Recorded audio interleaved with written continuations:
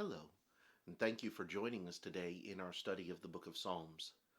Today we come to Psalm 38. And Psalm 38 is going to be a little bit different from many of the Psalms that we've seen to this point, because most of the Psalms deal with praise for God, or they deal with David putting his trust in God in the face of an enemy or of a grievous circumstance or things of that nature. But in Psalm 38, while there is that element that is there, it focuses more personally on David. That David is actually the cause of the problem that he has because of sin that he has committed. And so it is a plea for redemption. It is a plea for salvation from his own problems that he's put himself in that is found in this psalm. So let's look at what David says here in Psalm 38. Beginning in verse 1, we read, O Lord, do not rebuke me in your wrath, nor chasten me in your hot displeasure. For your arrows pierce me deeply, and your hand presses me down. There is no soundness in my flesh because of your anger, nor any health in my bones because of my sin. For my iniquities have gone over my head. Like a heavy burden, they are too heavy for me. My wounds are foul and festering because of my foolishness. I am troubled. I am bowed down greatly. I go mourning all the day long. For my loins are full of inflammation, and there is no soundness in my flesh. I am feeble and severely broken. I groan because of the turmoil of my heart. Lord, all my desire is before you, and my sighing is not hidden from you.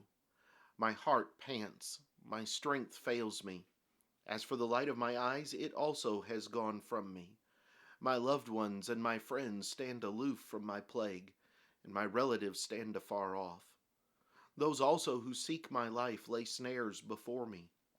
Those who seek my hurt speak of destruction, and plan deception all the day long. But I, like a deaf man, do not hear, and I am like a mute who does not open his mouth. Thus I am like a man who does not hear, and in whose mouth is no response. For in you, O Lord, I hope. You will hear, O Lord my God. For I said, hear me, lest they rejoice over me, lest when my foot slips they exalt themselves against me. For I am ready to fall, and my sorrow is continually before me. For I will declare my iniquity. I will be in anguish over my sin. But my enemies are vigorous and they are strong, and those who hate me wrongfully have multiplied. Those also who render evil for good, they are my adversaries because I follow what is good.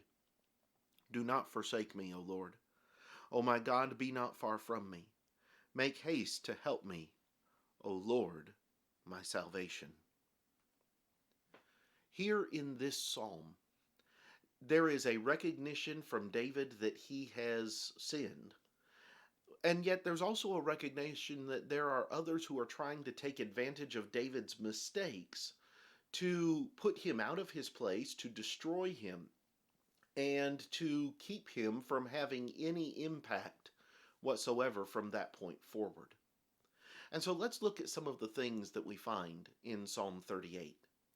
One of the first things is found in the first four verses, and especially in verses 3 and 4, where there he talks about his distress because of his sin. He says, verse 3, there is no soundness in my flesh because of your anger, nor any health in my bones because of my sin. For my iniquities have gone over my head. Like a heavy burden, they are too heavy for me. He has made mistakes. He has committed sin.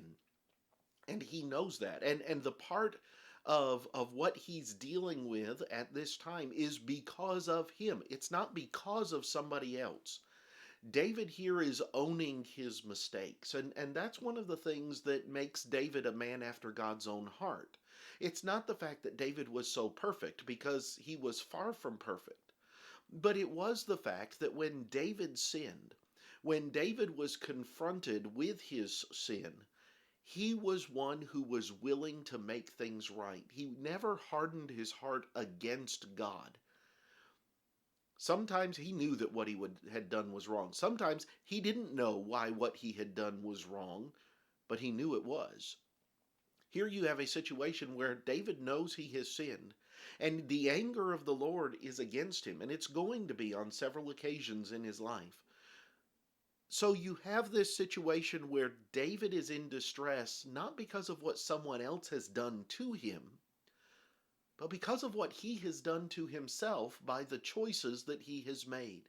And he is pleading to God. He says, "My wounds are foul and festering because of my foolishness." You know, we live in a world where many people like to make all of the problems that they deal with somebody else's fault. It's somebody else's fault that they did this. It's somebody else's fault because they took it this way. It's this, that, or the other. But there are times when the problem is simply ours. We made a mistake. We did what was wrong. We have a responsibility under those certain circumstances, under those situations, to own it and to look at it and to take it as it is. David is in a place where he knows he has sinned.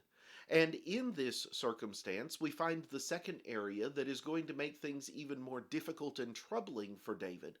And that is the fact that he's having to stand in this alone. He doesn't have anybody else in his corner.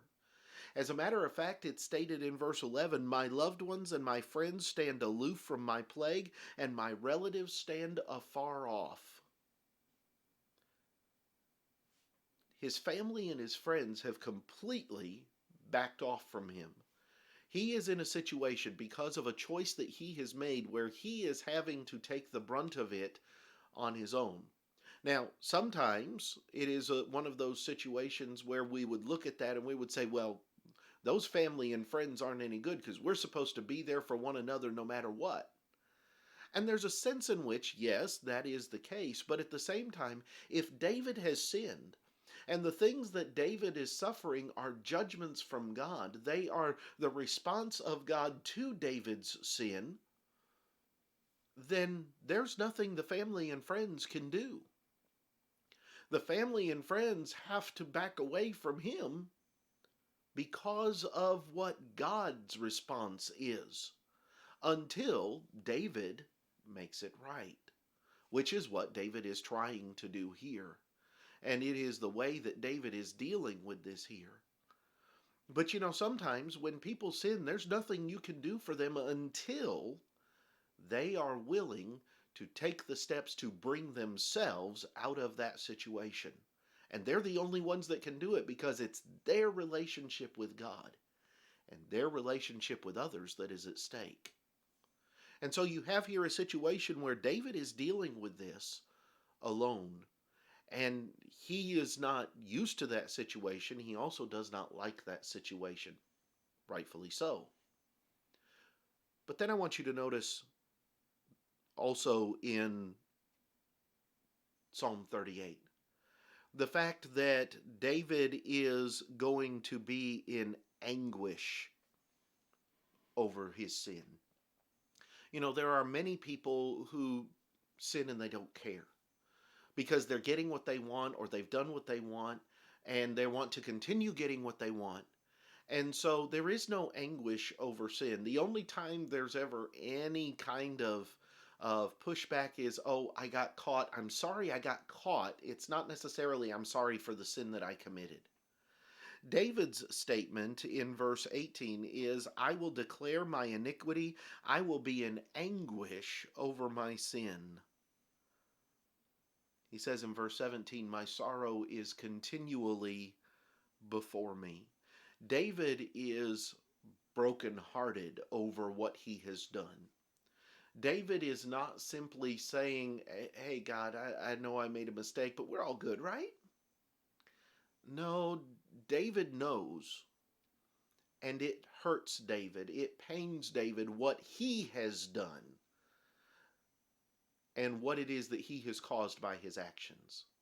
There is supposed to be anguish over sin. As a matter of fact, Paul would talk about in 2 Corinthians that godly sorrow works repentance. There's supposed to be anguish and sorrow that is involved, and that's what brings us to the point of true repentance.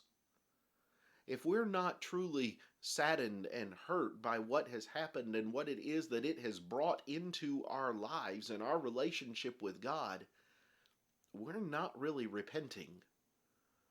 We're just saying, I'm sorry and I hope this goes away. Those are two entirely different things. So as you look at David in this psalm, you see a psalm where David is in a place where he knows he's the one at fault for where he is, that he is the only one that can fix it, and that he can only fix it by turning to God and by making God the focus once again. And that's why he says at the end of the psalm, he talks about the fact, he says, in you, O Lord, verse 15, I hope, for I said, hear me, lest they rejoice over me. In you I hope. David has to put his hope back in God. And he's got to make sure that he does it the right way for the right reasons. Same holds true with us. I hope these lessons from Psalm 38 have been beneficial to you. Next time we'll come back and we'll begin looking at Psalm 39. I hope that you'll join us then. But until then, have a great day.